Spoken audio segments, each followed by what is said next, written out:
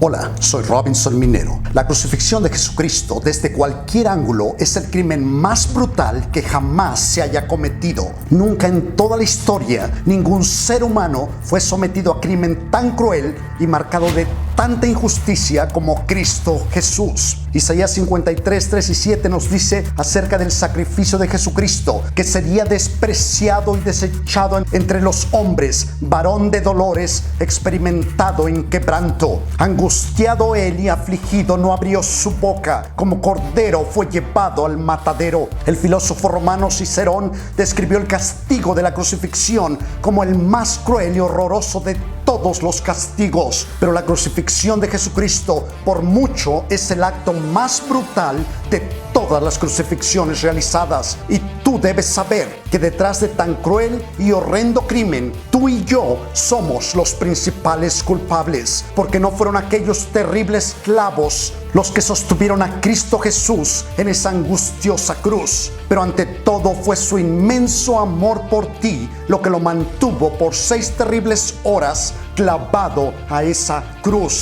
No fueron clavos los que sostuvieron y clavaron a Jesucristo en la cruz, pero fueron tus pecados, tu culpa y tu condenación los que lo clavaron a esa cruz. Isaías 53:5 declara: mas él herido fue por nuestras rebeliones, molido por nuestros pecados. El castigo de nuestra paz fue sobre él, y por su llaga fuimos nosotros curados. Al final de todo, no fue el odio de sus enemigos lo que llevó a Jesús a la cruz, pero fue su maravilloso amor por ti lo que lo subió y detuvo allí, en esa terrible para él, pero para nosotros maravillosa cruz. Para el tiempo del Señor Jesucristo, muchas personas habían ya muerto crucificadas. Historiadores estiman que hasta varios miles de personas habían ya muerto por crucifixión antes de Jesucristo. Pero la crucifixión de Jesucristo fue radicalmente diferente a todas las demás. Aunque el castigo de la crucifixión fue de origen asirio, el Imperio Romano lo adoptó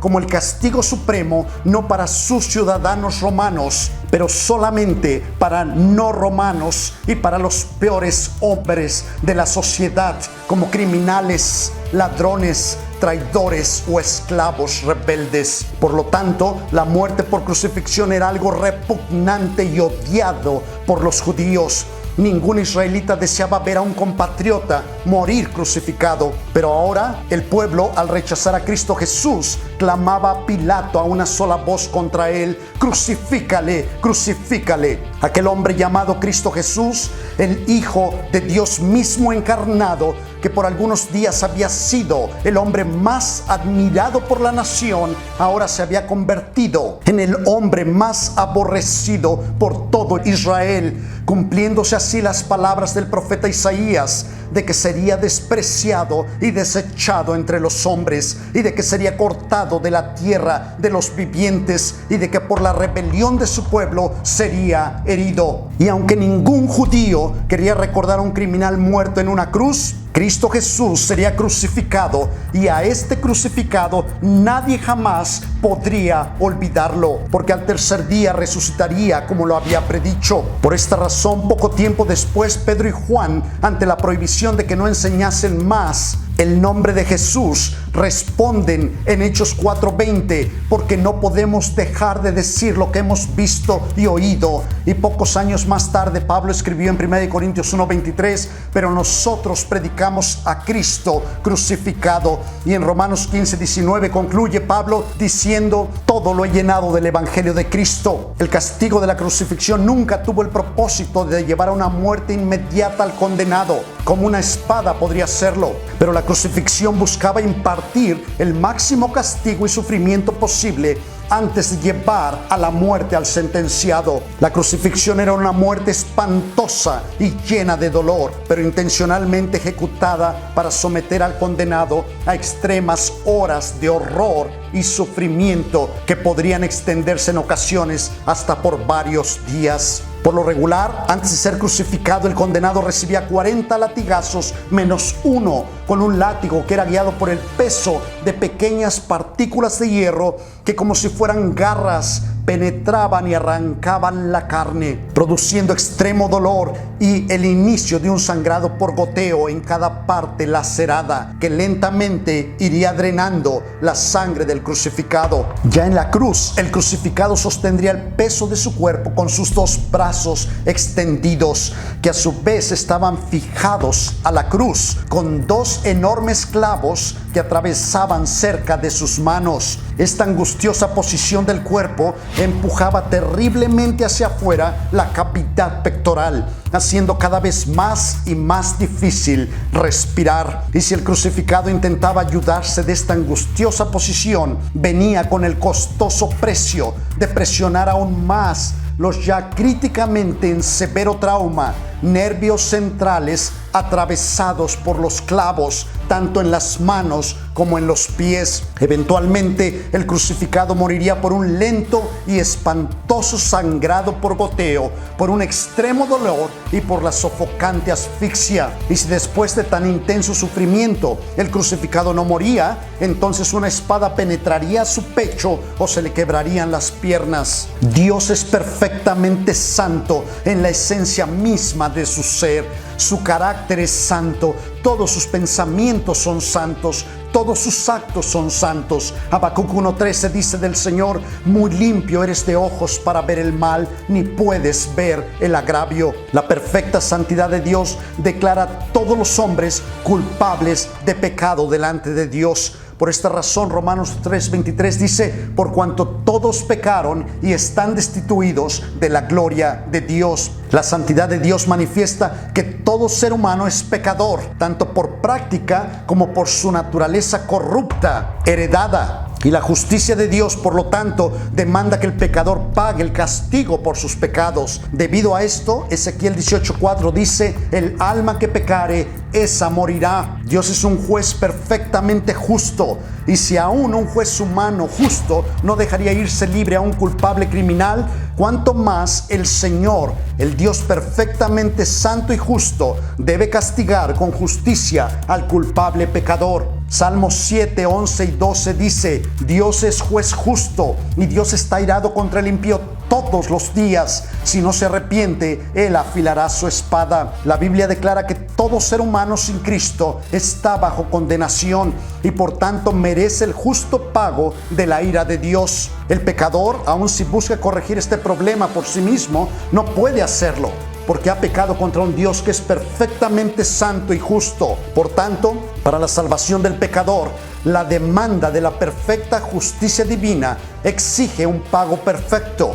Y esto, solamente un perfecto sacrificio por los pecados podría satisfacer la perfecta demanda de la justicia divina. Cuando Cristo Jesús fue crucificado en la cruz, Él estaba recibiendo sobre su cuerpo el castigo que tú y yo merecemos, el terrible castigo de soportar todo el peso de la ira de Dios sobre Él.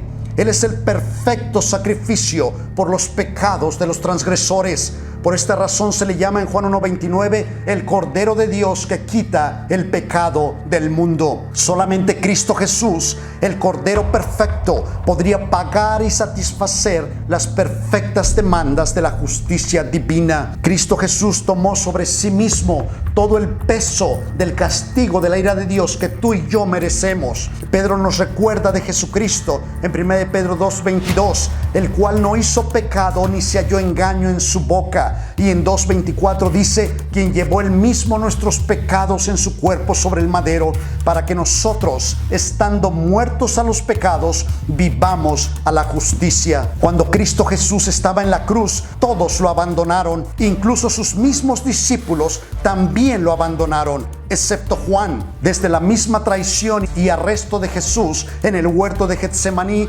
Mateo 26:56 nos recuerda que todos los discípulos, dejándole, huyeron. Pero la más terrible soledad y abandono que Cristo Jesús enfrentó en aquella terrible cruz no fue por el abandono de los discípulos o por la traición de muchos de sus admiradores, pero la máxima y más terrible soledad que Cristo Jesús experimentó fue la de estar en aquella cruz completamente abandonado por su Padre amado por primera vez en toda la eternidad. Ningunas palabras podrían describir mejor el terror del abandono divino que el angustioso clamor de Jesús en Mateo 27:46.